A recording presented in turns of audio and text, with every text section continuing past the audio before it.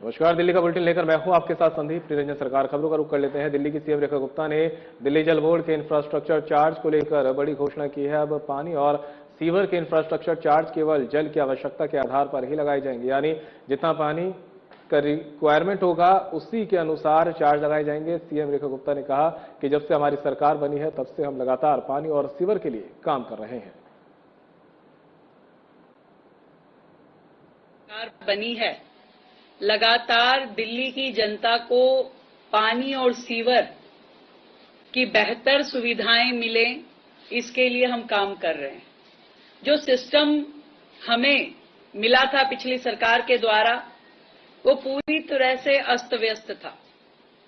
ना दिल्ली में पानी की लाइनें, ना सीवर की लाइनें, ना मेंटेनेंस, यहां तक कि बिलिंग का भी पूरा डिजिटल सिस्टम पूरी तरीके से करप्ट था। उसमें कहीं कोई लोगों को बिल भी नहीं जा पा रहे थे सही तरीके से। किसी का कितना बिल आ रहा था, एनॉर्मसली लोगों के बड़े हुए बिल पहुंच रहे थे, तो सब एस्टिमेटेड उस पर चल रहा था काम।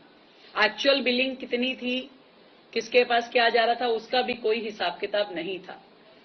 और इन्हीं सब परेशानियों से दिल्ली की जनता जूझ रही थी। जो आपने हमारे जल मंत्री परवेश जी ने बताया कि इंफ्रास्ट्रक्चर जो चार्जेस थे वो भी इतने बड़े थे कि लोग उसको ना जमा कराना पड़े, उसके लिए अलग अलग रास्ते खोजते थे और कहीं ना कहीं उसमें गड़बड़ियां चलती रहती थी, कोई उसको देखने वाला नहीं था। नीचे के लेवल पे उसको लेकर के करप्शन भी रहता ही होगा। लोग अपने जुगाड़ बनाने में अधिकारियों के साथ में मिल करके सिस्टम को खराब करने की कोशिश भी कर रहे होंगे, परेशान भी हो रहे होंगे, क्योंकि चीजें तर्कसंगत।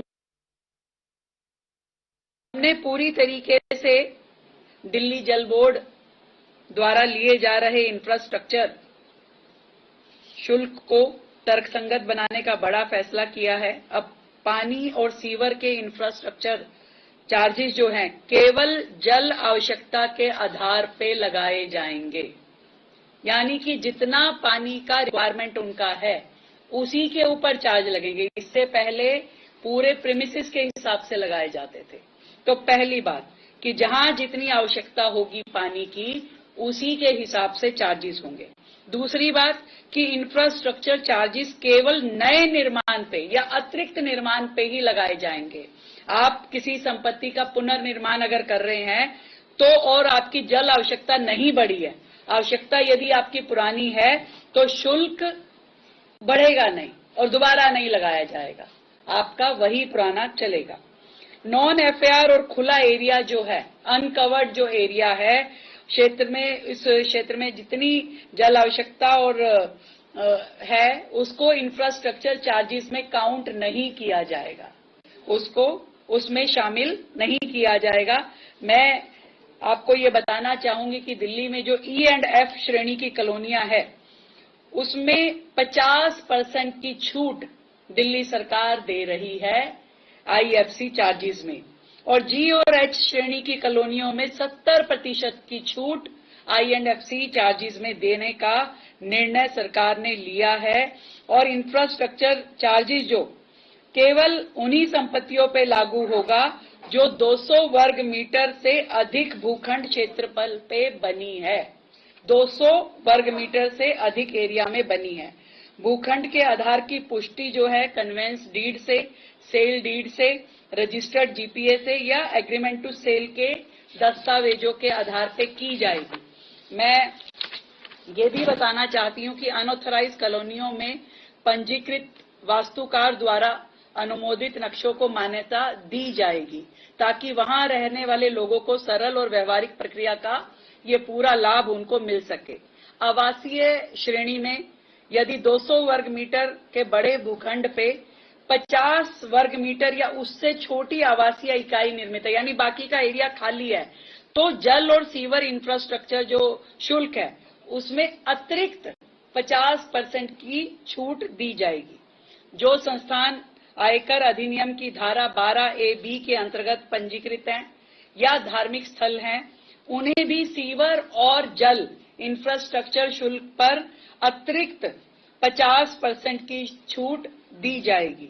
संस्थागत एवं व्यवसायिक संपत्तियों जिनके पास जीरो सीवरेज डिस्चार्ज इंफ्रास्ट्रक्चर उपलब्ध है, उन्हें लागू सीवर इंफ्रास्ट्रक्चर शुल्क पर 50% की छूट उन्हें भी दी जाएगी। इसके लिए जीरो लिक्विड डिस्चार्ज एसटीपी का केंद्रीय एवं दिल्ली प्रदूषण नियंत्रक मानकों के अनुरूप स्थापित एवं संचालित होना आवश्यक है।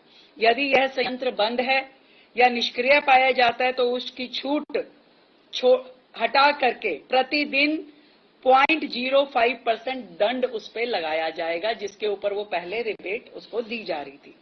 मैं आपको एग्जाम्पल के माध्यम से बताना चाहूंगी कि 300 FAR वाली प्रेमिसेस, अगर वो 4 मंजिला भवन है, प्लॉट का आकार अगर उसको 200 वर्ग मीटर से अधिक है, तो ए और बी कैटेगरी यदि हम गिने, जिसके ऊपर पहले IFC चार्ज 13,18,412 रुपए होता था, आज प्रेजेंट में जब हमारी ये योजना हो जाएगी तो उसे 13,18,1412 रुपए की जगह मात्र 5,40,000 रुपए देने पड़ेंगे ए एंड बी कैटेगरी को।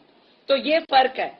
और अगर ई एंड एफ कैटेगरी है, उसको जो है अब केवल 2,70,000, यानी उसको 50% रिबेट मिल गई, तो केवल 2,70,000 रुपए देने पड़ेंगे। और यही जो जी और एच की कैटेगरी है, तो उसे मात्र 1,62,000 रुपए, जो कि 70% छूट के साथ में है, 1,62,000 रुपए देने पड़ेंगे। ये फर्क है। और इसी तरीके से मान लीजिए इंडस्ट्री है कोई 1,000 स्क्वायर वर्ग मीटर की, तो उसको यदि 150 उसका FAR है, 4 मंजिला वो बनी हुई है, तो ए एंड बी कैटेगरी की उस बिल्डिंग पे अभी वर्तमान चार्जेस के हिसाब से अगर हम बोले तो 57,67,871 ये चार्ज लगते थे। तो लगभग 57,67,000 चार्जेस लगने वाली प्रेमिसेस को अब मात्र 8,91,000 रुपए देने पड़ेंगे। इतना फर्क है। तो ये ई एंड एफ कैटेगरी का अगर वही सेम 1,000 स्क्वायर मीटर की 150 FAR 4 स्टोरी बिल्डिंग अगर है, तो उसे ई एंड एफ कैटेगरी वाले को लगभग 16.5 लाख रुपए देने पड़ते हैं। अब इस योजना के तहत उसे देने पड़ेंगे केवल 4.5 लाख, केवल 4.5 लाख रुपए उसे देने पड़ेंगे। और जी एंड एच कैटेगरी को मात्र 2,67,300 रुपए देने पड़ेंगे। तो ये बड़ा फर्क, क्योंकि एक सेंसिबल चार्जेस भी तो होने चाहिए कि आप किसी से चाहते हैं कि ईमानदारी से वो चार्जेस दे, तो उसके लिए ईमानदारी वाले रेट भी उसको सरकार की ओर से दिए जाने चाहिए। तो वो हमारी सरकार ने किया है। मुझे लगता है कि दिल्ली की जनता के लिए ये बहुत बड़ी राहत है। जो लोग इसके माध्यम से चोरी करते थे या गड़बड़ियां करते थे, वो सारी रुकेंगी। एक सुविधाजनक तरीके से लोगों को ये मौका मिलेगा कि आप अपने चार्जेस जमा कराइए और बेधड़क अपना काम पूरा कीजिए, और जितनी आपकी जल आवश्यकता है उसको लेके काम कीजिए। और दिल्ली की ये सारी की सारी चीजें जितनी भी है, हम चाहते हैं कि एक बहुत ही ट्रांसपेरेंट सिस्टम हो, लोगों को सुविधाजनक तरीके से ये सारा सिस्टम कन्वे होना चाहिए, लोग पूरा उसको अच्छे से उसकी सुविधाओं को अवेल करें, अपना काम करें, और किसी भी तरह की व्यवस्थाओं की ओर से ना उसको दिक्कत आनी चाहिए, ना ही सरकार की ओर से उसको दिक्कत आनी चाहिए। ये हमारा लक्ष्य है। तो दिल्ली की जनता को ये उपहार दिल्ली सरकार की ओर से है, दिल्ली जल बोर्ड की ओर से है। मैं बहुत बहुत बधाई देती हूँ जल बोर्ड के अपने मंत्री जी को और अधिकारियों को, जिन्होंने इस योजना के माध्यम से दिल्ली की जनता को राहत देने का ये बड़ा काम किया है। दिल्ली की सीएम रेखा गुप्ता और कैबिनेट मंत्री मनजिंदर सिंह सिरसा ने प्रेस कॉन्फ्रेंस की है और इस प्रेस कॉन्फ्रेंस में उन्होंने कई अहम जानकारी दी है। क्या कुछ कहा है, आपको सुनाते हैं। हमारे दिल्ली की माननीय मुख्यमंत्री जी ने पिछले 1.25 साल के अंदर अनेकों ऐसी लाभदायक योजनाओं को शुरू किया जिससे आम जन जन को उसका लाभ मिले। पिछले 1.25 साल के अंदर जहां आप देख रहे हैं सहेली पिंक कार्ड, जो आज महिलाओं को मुफ्त सफर करने के लिए, जो कि बस से लेके सभी पब्लिक ट्रांसपोर्ट पर चल रहा है। इसी तरह जहां निःशुल्क बिजली दी जा रही है 200 यूनिट, वहीं 400 यूनिट तक 50% सब्सिडी देने का काम। दिल्ली में पहली बार किसानों के लिए भी एमएसपी के ऊपर, मिनिमम सपोर्ट प्राइस के ऊपर फसल को उठाने का काम किया।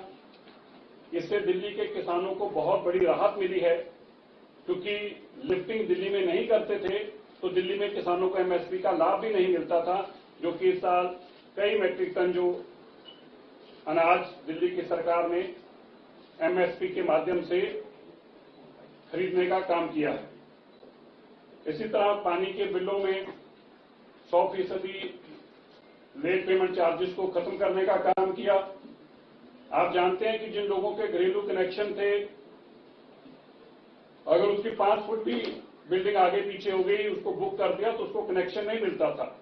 ऐसे 2.5 लाख लोग दिल्ली के बिना बिजली के कनेक्शन के तड़प रहे थे, उनको राहत देने का काम भी माननीय मुख्यमंत्री जी ने किया है। जहां हमने निःशुल्क सिलेंडर देने का काम किया, जो हमने कहा था कि हम दीपावली पे और होली पे सिलेंडर देंगे, वह भी काम माननीय मुख्यमंत्री जी ने पिछले 1.25 साल में बड़ा किया है।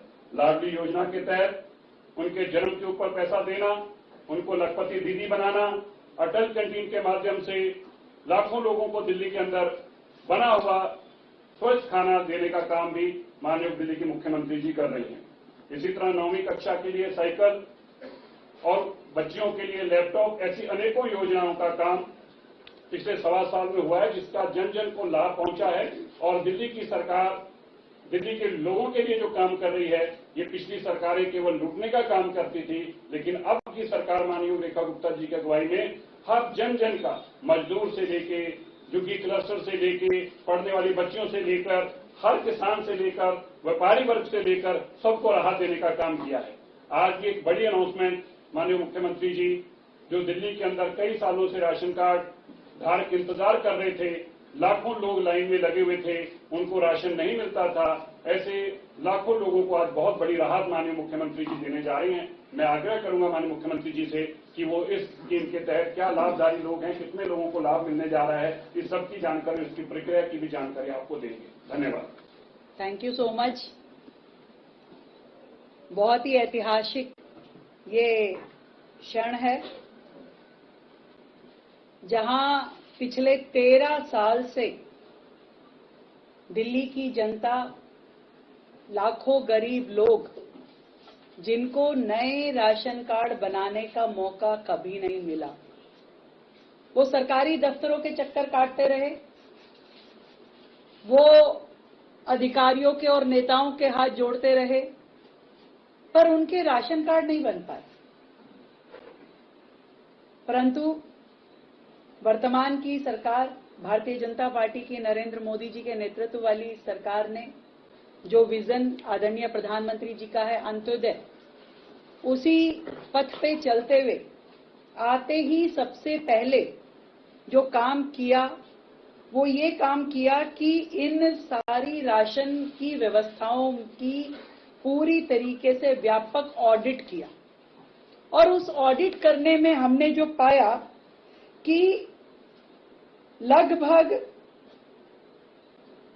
1,44,000 लोग ऐसे थे जो कि इनकम क्राइटेरिया के ऊपर थे, और 35,800 लोग ऐसे थे जो कि राशन उन्होंने 1 साल से लिया ही नहीं था, यानी कि उनको राशन की जरूरत ही नहीं थी, वो राशन लेते ही नहीं थे, पर उनके नाम के राशन कार्ड लगातार चलते जा रहे थे।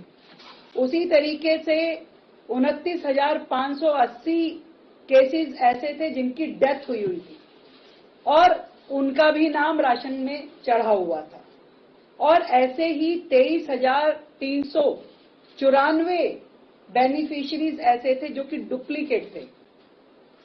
अलग अलग जगहों से, 2 जगह से वो लोग राशन ले रहे थे।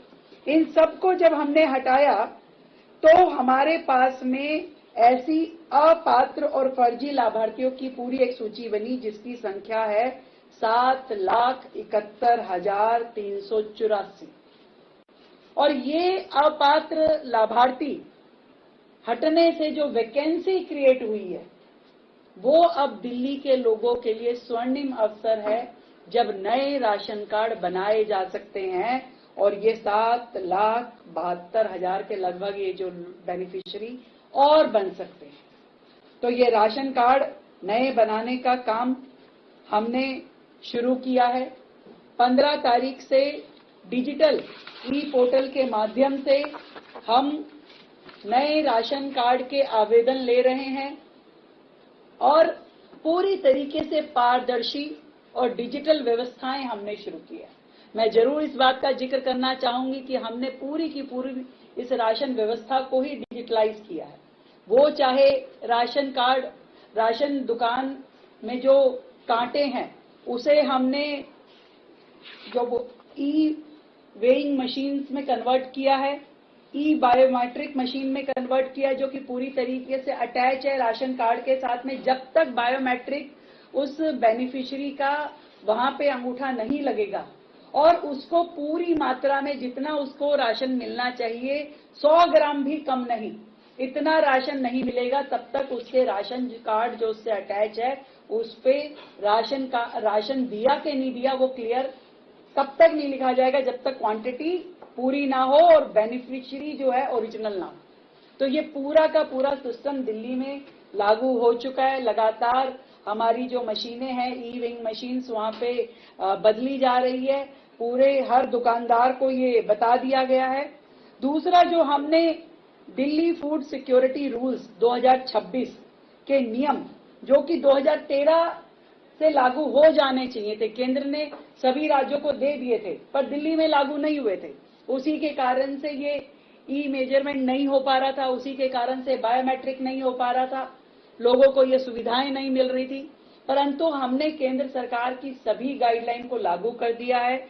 हमने फूड सिक्योरिटी रूल जो दिल्ली के हैं 2026 के वो लेकर के नेशनल फूड सिक्योरिटी एक्ट 2013 को पूरी तरीके से दिल्ली में लागू कर दिया है। सारी की सारी प्रक्रियाएं हमारी ऑनलाइन होगी और कोई भी व्यक्ति अपने घर के नजदीक का जो भी सुविधा केंद्र है वहां जाके ऑनलाइन अप्लाई करके अपने राशन कार्ड के लिए अप्लाई कर सकता है। और मैं ये जरूर बताना चाहूंगी कि इस 13 साल में लगभग 3,72,542 एप्लीकेशंस ऑलरेडी सरकार के पोर्टल पे पड़ी थी जिसको पिछली सरकारों ने नहीं बनाया। 3,72,542 लोगों ने अप्लाई कर रखा था, परंतु अब ये फ्रेश एप्लीकेशंस होंगी क्योंकि उनमें से बहुत सारे लोग जो नए पैरामीटर पे हो सकता है चेंज हो गए हों, तो क्या पता वो दिल्ली में है नहीं है, उनका इनकम क्राइटेरिया क्या है। तो नए नियमों के हिसाब से लोग फ्रेश अप्लाई करेंगे और बिना किसी परेशानी के, बिना किसी दफ्तर के चक्कर काटे हुए, हमने अखबार में भी ऐड दे रहे हैं, हम पूरी तरीके से इस डिजिटल प्रक्रिया के माध्यम से लोग अपना राशन कार्ड अप्लाई कर पाएंगे। नए सदस्य जुड़वाने का काम हो या किसी सदस्य को हटवाने का काम हो, ये सारा अब डिजिटल प्रक्रिया के माध्यम से हो पाएगा। और जो पहले क्या होता था कि इनकम जो आपका सर्टिफिकेट होता था वो सेल्फ डिक्लेरेशन था, तो उसके कारण से आपने जो बोल दिया वो मान्य था और उसकी कोई भी जांच होती नहीं थी। तो उसके पीछे फिर बहुत बड़ी धांधली होती थी। कई बार जरूरतमंद व्यक्ति को राशन नहीं मिल पाता था और बिना जरूरत या बिना क्राइटेरिया वाले व्यक्ति को राशन कार्ड बन जाता था और वो वहां से सरकार से राशन का उपभोक्ता हो जाता था। तो अब हमने कुछ चीजें जो अनिवार्य की हैं, जो रिक्वायरमेंट हैं, वो सारी जो दस्तावेज बहुत ही आसान है। आधार कार्ड, निवास प्रमाण पत्र, उसकी पारिवारिक पूरी आय का प्रमाण पत्र और सदस्यों का विवरण, केवल ये 4 चीजें उसको देनी है। उसका राशन कार्ड वो अप्लाई कर सकता है, उसको कहीं से कहीं तक कोई दिक्कत नहीं है। और मैं दिल्ली की जनता को ये भी बताना चाहती हूँ, अभी जो हमने अपनी सरकार आने के बाद पहले भी ये इनकम का लेवल बढ़ाया था, पहले 1 लाख होती थी, इसको 1.25 लाख किया है। पर मुझे लगता है कि दिल्ली जो देश की राजधानी है, हम चाहेंगे कि इस लिमिट को हम और अधिक करें। तो हमारे मंत्रिमंडल में पूरी ये प्री डिस्कशन कैबिनेट में हो चुका है। इसे हम लगभग 2.5 लाख तक लेकर के जाने वाले हैं बहुत जल्द। तो हमारे दिल्ली के लोग 2.5 लाख इनकम क्राइटेरिया के अंदर जिसकी पारिवारिक इनकम आ रही है, उसके साथ में इन राशन कार्ड के लिए अप्लाई कर पाएंगे। दिल्ली की जनता को बेहतरीन, बहुत ही पारदर्शी, सुविधाजनक सुविधाएं मिलें इस राशन कार्ड को बनाने के लिए, उसके लिए हम काम कर रहे हैं। और भी बहुत अपडेटेड टेक्निक्स का इसमें उपयोग किया जा रहा है। हम चाहेंगे जो जेन्युइन है, जो जरूरतमंद हैं, उन सब तक सरकार की सारी सुविधाएं पहुंचे, और उसको लगातार हम कर रहे हैं। तो ये दिल्ली की जनता के लिए बहुत ही सुकून देने वाली खबर है, जिसको हम आपके साथ शेयर कर रहे हैं। तो हम सभी को इसको बताते हुए बहुत खुशी। तो एक ई डिस्ट्रिक्ट का जो हमारा पोर्टल है, जो ई पोर्टल हमारा है, और फिलहाल बुलेटिन मेरे साथ इतना ही, दीजिए इजाजत, नमस्कार।